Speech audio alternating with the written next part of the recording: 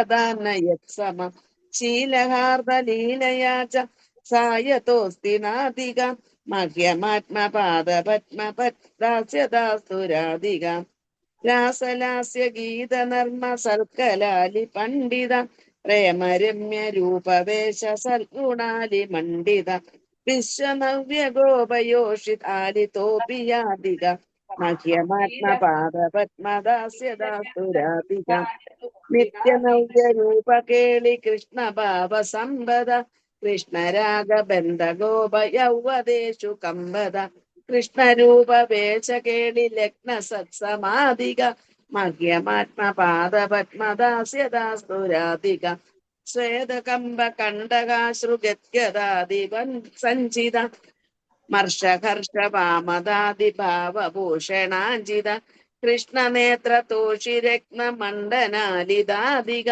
മഹ്യമാത്മപാദപത്മദാസ്യദാസ്തുരാധിക യാക്ഷണാർത്ഥ കൃഷ്ണ വിപ്രയോഗ സന്തതോദിത നേകദൈന്യ ചാപലാദിഭാവ വൃന്ദമോദിത യജ്ഞലബ്ധ കൃഷ്ണ സംഘ നിർഗതാഖിലാദിക മഹ്യമാത്മപാദപത്മദാസ്യദാസ്തുരാധിക ഹരി കൃഷ്ണ കൃഷ്ണ കൃഷ്ണ ഹരി ഹരി ഹരേ രാമ രാമ രാമ ഹരേ ഹരി. ഹരേ കൃഷ്ണ മാതാജി. ഹരേ കൃഷ്ണ മാതാജി. പ്രണാമം ഭയങ്കര മാതാജി. മഴയാ, സൗണ്ട് കേട്ടായിരുന്നോ? ഭയങ്കര മഴ കേട്ടു, നന്നായിട്ടുണ്ട്. ഭയങ്കര മഴ. തുടങ്ങാം. ഓം നമോ ഭഗവതേ വാസുദേവായ. ഓം നമോ ഭഗവതേ വാസുദേവായ. ഓം നമോ ഭഗവതേ വാസുദേവായ. നാരായണം നമസ്കൃത്യം നരം ചൈവ നരോത്തമം ദേവീം സരസ്വതിം വ്യാസം തതോ ജയമുദീരയേ. നഷ്ടപ്രായേഷ ഭാഗവതോത്തമശ്ലോകേ ഭക്തിർഭവതി നൈഷ്ഠികേ. മുഖം കരോതി വാചാലം പങ്കും ലംഘയതി ഗിരിം യത്കൃപാതമഹം വന്ദേ ശ്രീഗുരും ദീനതാരിണം ശ്രീചൈതന്യമീശ്വരം പരമാനന്ദമാധവം. ഓം അജ്ഞാനതിമിരാന്തസ്യ ജ്ഞാനാഞ്ജനശലാകയാ ചക്ഷുരുന്മീലിതം യേന തസ്മൈ ശ്രീഗുരവേ നമഃ. ചൈതന്യമനോഭീഷ്ടം സ്ഥാപിതം യേന ഭൂതലെ സ്വയം രൂപകഥാമഹ്യം ദദാതി സവദാന്തികം. നമോ വിഷ്ണുപാദായ കൃഷ്ണപ്രേഷ്ഠായ ഭൂതലെ ശ്രീമതേ ജയപതാക സ്വാമിനിധി നാമിനെ നമാചാര്യപാദായ നിധൈ കൃപപ്രദായിനെ ഗൗരകഥാധാമദായ നഗരഗ്രാമ താരിണെ.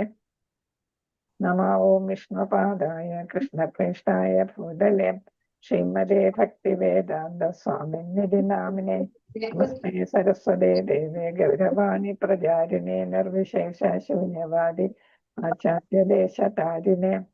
ജയ ശ്രീകൃഷ്ണ ചൈതന്യ പ്രഭു നിത്യാനന്ദ ശ്രീ അദ്വൈത ഗദാധര ശ്രീവാസാദി ഗൗര ഭക്തവൃന്ദ. ഹരേ കൃഷ്ണ കൃഷ്ണ കൃഷ്ണ ഹരേ ഹരേ ഹരേ രാമ രാമ രാമ ഹരേ ഹരേ. ഹരേ കൃഷ്ണ.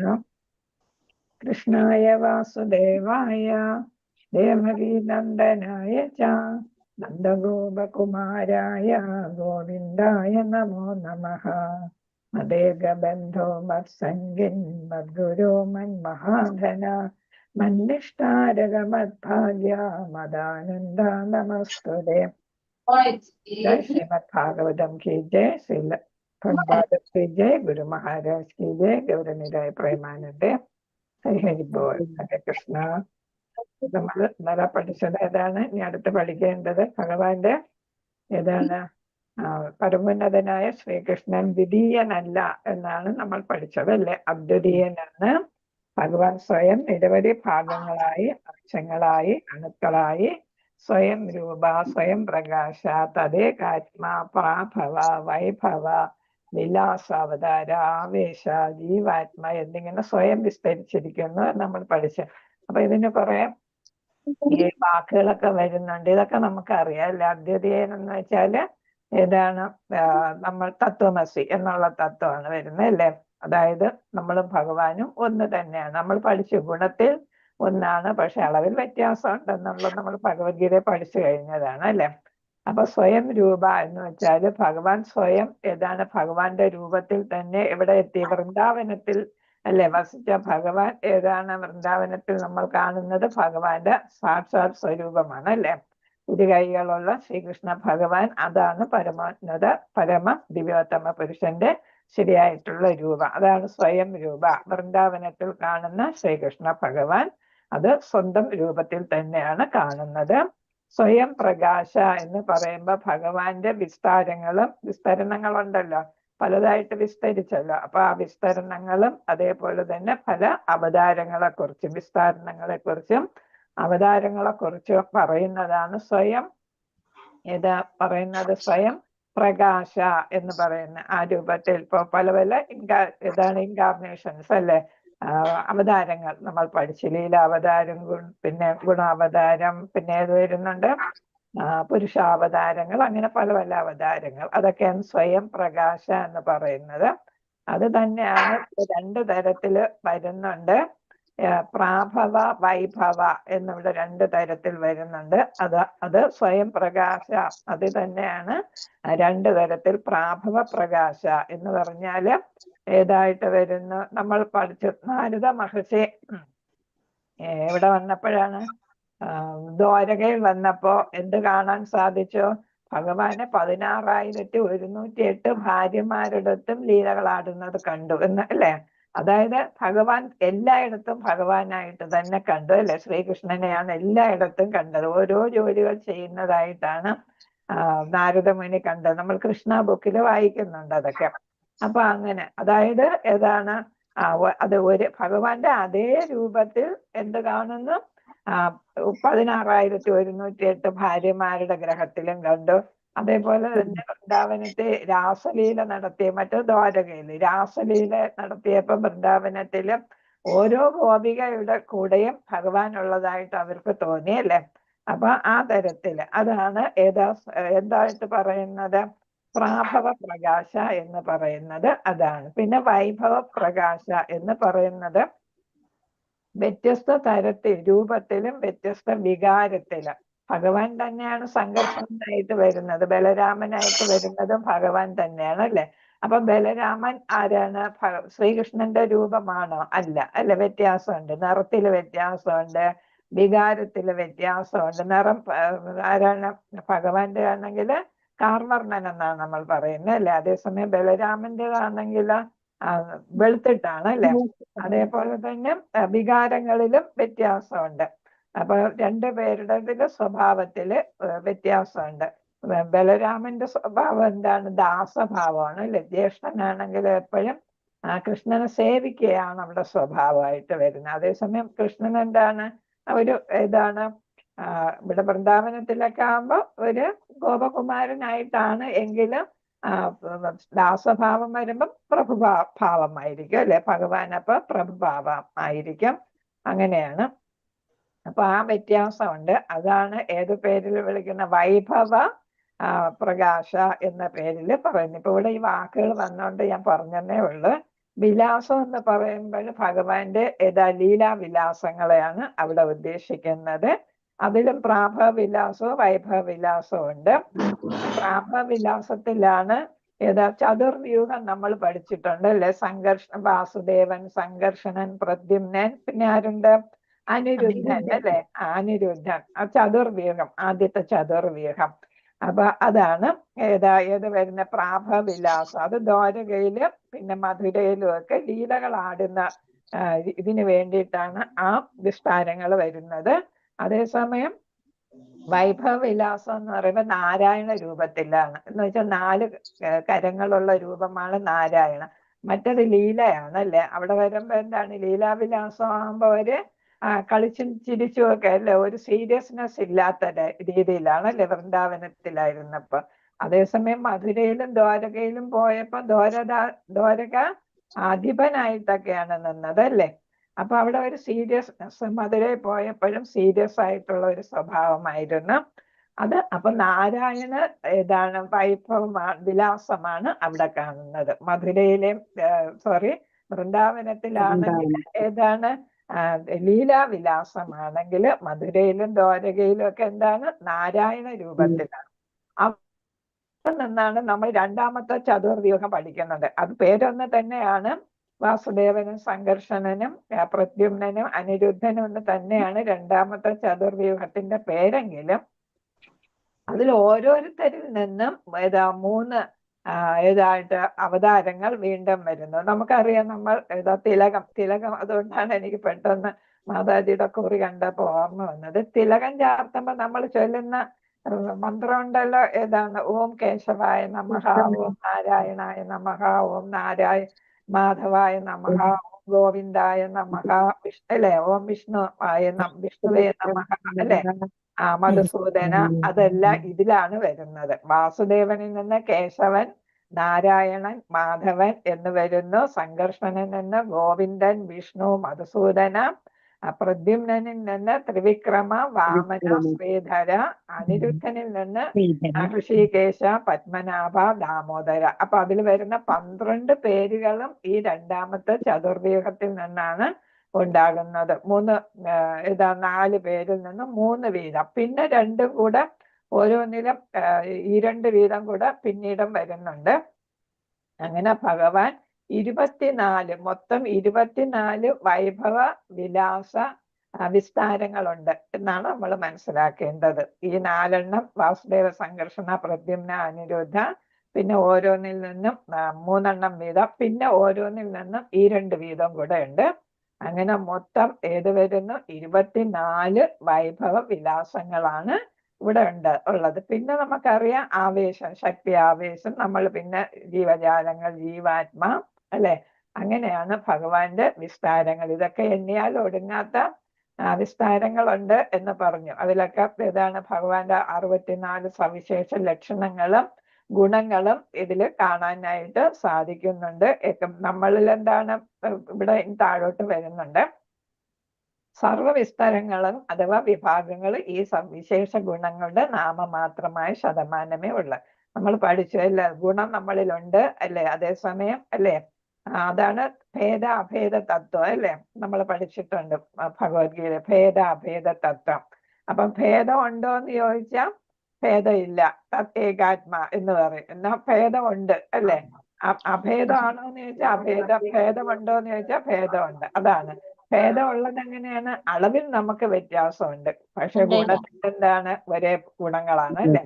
അപ്പൊ ഇവിടെ അളവിൽ വ്യത്യാസങ്ങൾ വരുന്ന കാര്യമാണ് ഇവിടെ പറയുന്നത്. അപ്പൊ എല്ലാ ഗുണങ്ങളും നമുക്ക് പിന്നെ എല്ലാ ഗുണങ്ങളും അതേപോലെ കിട്ടത്തില്ല, കുറെ ഗുണങ്ങളെ കാണുള്ളൂ. എല്ലാ ഗുണങ്ങളും നമുക്ക് 64 ഗുണങ്ങളും നമുക്ക് കിട്ടാനായിട്ടുള്ള സാധ്യത ഇല്ല. അത് ഭഗവാന് മാത്രമേ അത്രയും ഗുണങ്ങൾ കാണൂ. 100% ഭഗവാനിത ശ്രീകൃഷ്ണന് 100% കാണും. പിന്നെ എന്താണ്? ശ്രീകൃഷ്ണ ഭഗവാന്റെ വിസ്തരണങ്ങളായ സ്വപ്രകാശ, ഏകാത്മ, ഇപ്പൊ പറഞ്ഞു, ഇതൊക്കെ മനസ്സിലായല്ലോ. അത് മുതൽ അവതാരങ്ങൾ വരെയുള്ള വിഭാഗങ്ങളെല്ലാം തന്നെ വിഷ്ണു തത്വങ്ങളാകുന്നു. എന്ന് വെച്ചാല് വിഷ്ണു തത്വം എന്ന് പറയുമ്പോ എല്ലാം ഭഗവാൻ തന്നെയാണ് എന്നുള്ളതാണ് ഇവിടെ നമ്മൾ പറയുന്നത്, വിഷ്ണു തത്വത്തില് പറയുന്നത്. ഹരേ കൃഷ്ണ. അപ്പോ ഒരു മിനിറ്റ്. വിഷ്ണു തത്വം എന്ന് പറയുമ്പോൾ ഏതാണ്?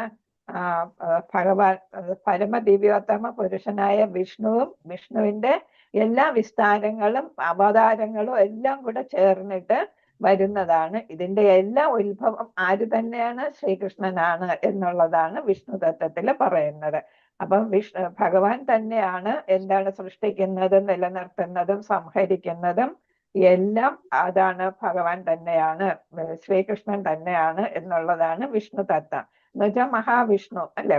അപ്പം മഹാവിഷ്ണുവാണ് പരമോന്നത വിഷ്ണു. അതേപോലെ പരമദിവ്യോത്തമ പുരുഷൻ, അദ്ദേഹത്തിന്റെ എക്സ്പാൻഷൻസ് ആണ് എല്ലാം, വിസ്താരങ്ങളാണ് എല്ലാം, ഇൻകാർണേഷൻസ് ആണ് എല്ലാം എന്നാണ് ഇതില് വിഷ്ണു തത്വത്തില് നമ്മൾ പറയുന്നത്. അപ്പൊ എല്ലാം ഭഗവാൻ തന്നെയാണ് എന്നാണ്. സവിശേഷ ഗുണങ്ങൾ, ഈ സവിശേഷ ഗുണങ്ങൾ 93% ഉടമസ്ഥതയിലാക്കിയിരിക്കുന്നു എന്നാണ്. അപ്പൊ ഏതാണ് 93? 100% ഭഗവാന് മാത്രമേ കാണുള്ളൂ. പിന്നെ ഏതാണ്? പ്രധാനപ്പെട്ട അവതാരങ്ങളിലെല്ലാം കൂടുതലായിട്ടുള്ള ശതമാനം, 100% എന്ന് പറയുമ്പോൾ 64 എന്ന് പറയുന്ന 100%. അപ്പൊ മറ്റു അവതാരങ്ങളിലും വിസ്താരങ്ങളിലും ഒക്കെ അതിന്റെ ഭാഗികമായിട്ടേ കാണൂ എന്നാണ് പറയുന്നത്. അവതാരമോ ആവേശമോ ഈ ഇരു വിഭാഗങ്ങൾക്കും ഇതടുത്ത് ശിവഭഗവാനെ കുറിച്ച് പറയുന്നുണ്ട്. ശിവഭഗവാൻ ആരാണ്? അവതാരവുമല്ല ആവേശശക്തിയുമല്ല, രണ്ടിന്റെ മധ്യേ വരുന്നതാണ് ശിവഭഗവാൻ എന്നാണ് പറയുന്നത്.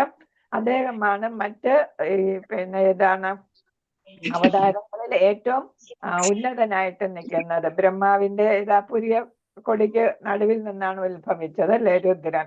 അപ്പൊ രുദ്രനിലാണ് ഏറ്റവും കൂടുതൽ കാണുന്നത്? 64 ഗുണങ്ങളിൽ ഏറ്റവും കൂടുതൽ കാണുന്നത് അത് എത്ര ശതമാനമായിട്ടാണ് പറയുന്നത്? 84%. അപ്പൊ മറ്റു ദേവന്മാരിൽ ഉള്ളതിനേക്കാൾ ഏറ്റവും കൂടുതൽ ഗുണങ്ങൾ ആർക്കാ കാണുന്നത്? ശിവഭഗവാനാണ് കാണുന്നത്. അപ്പൊ ഓരോരോ പ്രവർത്തികൾ ചെയ്യുമ്പോൾ അവരെ നമ്മൾ എന്തെന്ന് വിളിക്കുമെന്ന് പറഞ്ഞു? ഭഗവാൻ എന്നും വിളിക്കും അല്ലെ. പക്ഷെ പരമദിവ്യോത്തമ പുരുഷനാണ് എല്ലാം അല്ലെ.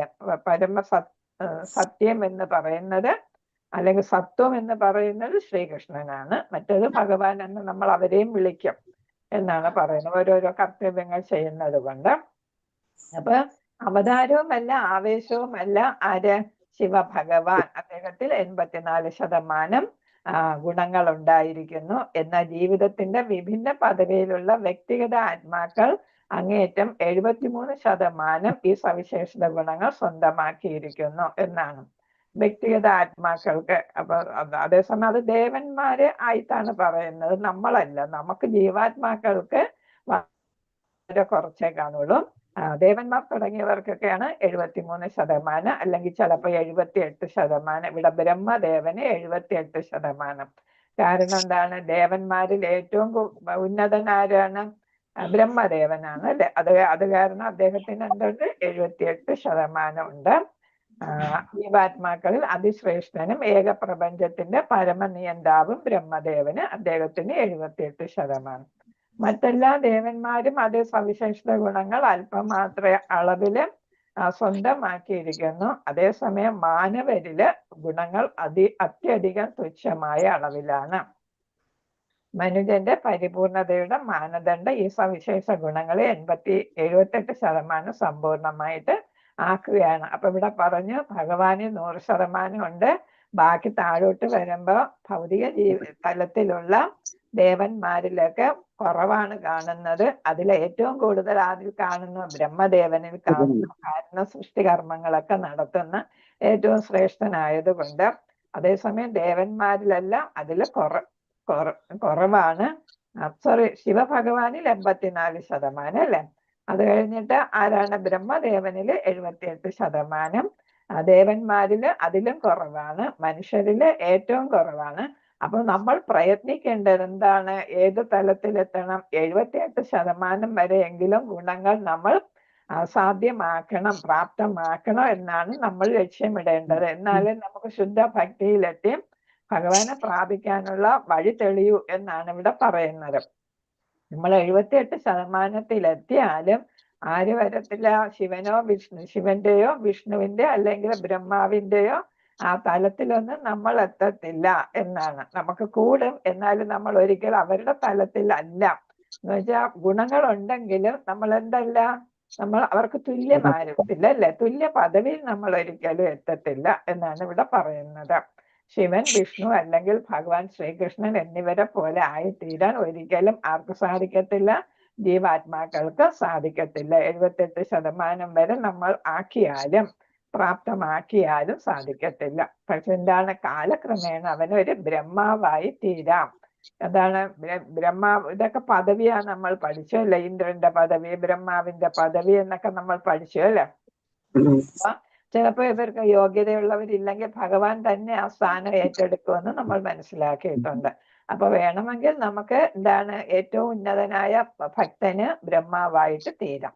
ആത്മീയ ആകാശത്തിലെ എല്ലാ ഗ്രഹനിവാസികളായ ദൈവിക ജീവാത്മാക്കളും ഹരിധാമമെന്നും മഹേശധാമമെന്നും അറിയപ്പെടുന്ന വിഭിന്ന ആത്മീയ ഗ്രഹങ്ങളിലെ ഭഗവാന്റെ ശാശ്വത സഞ്ചാരികളാണ് എന്നാണ് പറയുന്നത്. നമ്മളിപ്പോ ചാർട്ട് നോക്കുമ്പോ ഏത് കാണുന്നു? പിന്നെ 3 ലോകം കാണും. ദേവീധാമം കാണും, ഹരിധാമം കാണും, പിന്നെ ഏത് ധാമവും കാണുന്നു? മഹേശ്വര ധാമവും കാണുന്നുണ്ട് അല്ലെ. ആരെങ്കിലും ചാർട്ട് നോക്കാറുണ്ടോ? ഹരേ കൃഷ്ണ. ഇന്നലെ മാതാജി ഫസ്റ്റ് ലെവലിൽ കാണിച്ചായിരുന്നു. അപ്പൊ അതിൽ നോക്കുമ്പോ ചാർട്ടിൽ നോക്കുമ്പോ ഏറ്റവും താഴെ നമ്മൾ ദേവീധാമം കാണുന്നു. അതിന് മുകളിലായിട്ട് ശിവധാമം അല്ലെ, ബ്രഹ്മലോകത്തിന് മുകളിലായിട്ട് ഏത് കാണുന്നു? മഹേശ്വരധാമം കാണും അല്ലെ. പിന്നെ ഏറ്റവും മുകളില് ആധ്യാത്മിക ലോകത്തിലാണ് ഏത് വരുന്നത്? ഹരിധാമം വരുന്നത് അല്ലെ. അപ്പൊ ഇവിടെ ഗോലോകധാമത്തിനാണ് നമ്മൾ ഹരിധാമം എന്ന് പറയുന്നത്. അപ്പൊ ദേവീധാമത്തിൽ നിന്ന് ഇങ്ങനെ ആരോ മേളിലോട്ട് പോയി എവിടെ വരെ എത്തുന്നുണ്ട്? ഹരിധാമത്തിൽ വരെ ഒരു ആരോ. ആ ആരോയിൽ എന്താ എഴുതിയിരിക്കുന്നത്? ഹരേ കൃഷ്ണ എന്നുള്ള മന്ത്രമാണ് അല്ലെ. ഹരേ കൃഷ്ണ മഹാമന്ത്രം എവിടെ നിന്ന്? ഭൗതിക ലോകത്തിലെ ഏറ്റവും താഴെത്തട്ടിൽ നിന്ന് നമ്മുടെ ദേവീധാമത്തിൽ നിന്ന് എവിടെ എത്തുന്നു? അങ്ങ് സ്വർഗലോകം കഴിഞ്ഞ് എവിടെ പോകുന്നു? ഉത്കൃഷ്ട ബ്രഹ്മലോകം കഴിഞ്ഞ് അല്ലെ, സ്വർഗം ലോകങ്ങൾ, ഉത്കൃഷ്ട ലോകങ്ങൾ കഴിഞ്ഞ് എവിടെ വരെ എത്തുന്ന? അല്ലെ ഹരിധാമത്തിൽ വരെ, ഗോലോകധാമത്തിൽ എത്തുന്ന. അതാണ് ഏറ്റവും ഉയർന്ന ഗ്രഹം എന്ന് പറയുന്നത്. അവിടെയാണ് ശ്രീ രാധാകൃഷ്ണ ധാമം അല്ലെ. രാധാകൃഷ്ണൻ അതിന്റെ പടം കാണും അല്ലെ, അവിടെ രാധാകൃഷ്ണനെ കാണിച്ചിട്ടുണ്ട്. അപ്പോ ആ ഹരിധാമത്തിന് താഴെയായിട്ടാണ് ഏത് ലോകങ്ങൾ വരുന്നത്? വൈകുണ്ഠ ലോകങ്ങൾ വരുന്നത്. വൈകുണ്ഠം അറിയാം നമുക്ക്, കുണ്ഠിതമില്ലാത്ത ലോകം അല്ലെ, ദുഃഖങ്ങളില്ലാത്ത ലോകം. പല പല വൈകുണ്ഠ ലോകങ്ങൾ നമുക്ക് അവിടെ കാണാൻ സാധിക്കും. ഇതൊക്കെ താമരയുടെ ആകൃതിയിൽ കാണും. അപ്പൊ വൈകുണ്ഠ ലോകം. പിന്നെ ഏതാണ്? അതിനും താഴെയാണ് മഹേഷ് ധാമം, ശിവന്റെ ധാമം വരുന്ന മഹേശ്വരന്റെ ധാമം. അതിനും താഴെയാണ്. അതിന് സദാശിവ ലോകം എന്നും എഴുതിയിട്ടുണ്ട്. അവിടെയാണ് ശിവഭഗവാൻ വസിക്കുന്നത് എന്നാണ്. ഇതെല്ലാം ആധ്യാത്മിക ലോകത്തിന്റെയും ഏതാണ്? ഈ ശിവലോകമാണ് ആധ്യാത്മിക ലോകത്തിന്റെയും ഭൗതിക ലോകത്തിന്റെയും മധ്യയുള്ള ലോകം. അപ്പൊ രണ്ടിന്റെയും ഇടയ്ക്ക് വരുന്നതാണ് ഏതാ? മഹേശ്വര ലോകം. ഏതിനെ? ഭൗതിക ലോകത്തിന് നമ്മൾ ദേവി ലോകം എന്ന് പറയും അല്ലെ, ദേവീധാമം എന്ന് പറയും. മറ്റത് ഏതാണ്? ഹരിധാമം. രണ്ടിന്റെയും മധ്യേ ഏത് വരുന്നു? സദാശിവലോകം വരുന്നു. അപ്പൊ നമുക്ക് ഭക്തി യോഗയിൽ ഉള്ളവർക്ക് ഹരിധാമത്തിലെത്താം, ജ്ഞാനയോഗയിലുള്ളവർക്ക് മഹേശ്വര ധാമത്തിലെത്താം, കർമ്മയോഗയിലുള്ളവർക്ക് ഇവിടെ തന്നെ ജനിച്ചും മരിച്ചും ദേവീധാമത്തിൽ സ്ഥിതി ചെയ്യാം അല്ലെ. Cycle of birth and death അല്ലെ. അപ്പൊ ജനിച്ചും മരിച്ചും ഇവിടെ നിൽക്കാനായിട്ട് സാധിക്കും. അപ്പൊ ഉത്കൃഷ്ട ലോകങ്ങളിലോ അല്ലെങ്കിൽ ഭൂമിയിലോ അല്ലെങ്കിൽ അധോ ലോകങ്ങളിലോ ഒക്കെ നമ്മൾ എന്ത് ചെയ്യുന്നു? ദേവീധാമമാണ് ഇതെല്ലാം. അവിടെ നമ്മൾ ഇരിക്കുന്നു. അത് കർമ്മയോഗയിൽ നിൽക്കുന്നവർക്കാണ് അത് പറ്റുക. ജ്ഞാനയോഗയിലുള്ളവർക്ക് മഹേശ്വര ധാമത്തിൽ എത്താൻ പറ്റും. അതേസമയം ശുദ്ധമായ ഭക്തിയോഗയിലുള്ളവർക്ക് എവിടെ എത്താൻ പറ്റും? ഹരിധാമത്തില് എത്താനായിട്ട് പറ്റും. അതാണ് ഇവിടെ പറഞ്ഞിരിക്കുന്നത്. ഹരേ കൃഷ്ണ. അപ്പൊ മഹേശ്വര ധാമം എന്നുള്ളത് മനസ്സിലായല്ലാതെ നമുക്ക് ഡൗട്ട് ഇല്ലല്ലോ അല്ലെ. അപ്പൊ ഉപരിയായ കൃഷ്ണ ഭഗവാന്റെ ധാമത്തെ കൃഷ്ണലോകം അല്ലെങ്കിൽ ഗോലോക വൃന്ദാവനം എന്ന് പറയുന്നു. പൂർവമായി പ്രസ്താവിച്ച 78% സവിശേഷ ഗുണങ്ങളും പരിപൂർണമായി സ്വായത്തമാക്കിയ ശ്രേഷ്ഠ ജീവാത്മാക്കൾക്ക് നിലവിലെ ഭൗതിക ശരീരം ഉപേക്ഷിച്ച ശേഷം കൃഷ്ണലോകം എന്ന ഗ്രഹത്തിൽ പ്രവേശിക്കാം. അപ്പൊ 78 ഭക്തിയോഗയിലൂടെ 78% ഭഗവാന്റെ സവിശേഷതകൾ, ഗുണങ്ങളെല്ലാം കിട്ടിയ ആളിന് എവിടെ എത്താം? കൃഷ്ണലോകത്ത് എത്താം. ആർക്ക് തുല്യമാകത്തില്ല? വിഷ്ണു, ബ്രഹ്മ, മഹേശ്വരന്മാർക്ക് തുല്യമാകത്തില്ല, കൃഷ്ണ ഭഗവാന് തുല്യമാകത്തില്ല.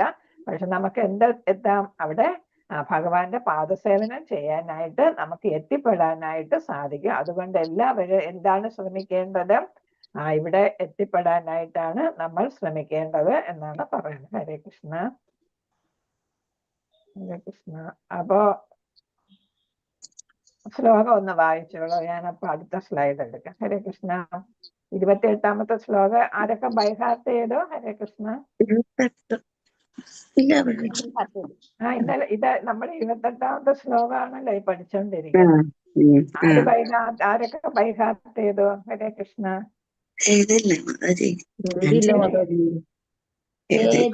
നല്ലൊരു ശ്ലോകമാണ്.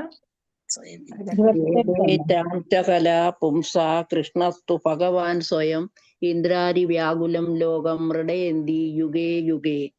ഹരേ കൃഷ്ണ മാതാജി. കാളാവസ്ഥയാണ്. കലാപുംസ കൃഷ്ണസ്തു ഭഗവാൻ സ്വയം ഇന്ദ്രാരിലോകം ഇന്ദ്രാരി വ്യാകുലം ലോകം വ്യാകുലം ലോകം മൃഡയന്തി വ്യാകുലം ലോകം പ്രടയന്തി യുഗേ യുഗേ. ഹരേ കൃഷ്ണ.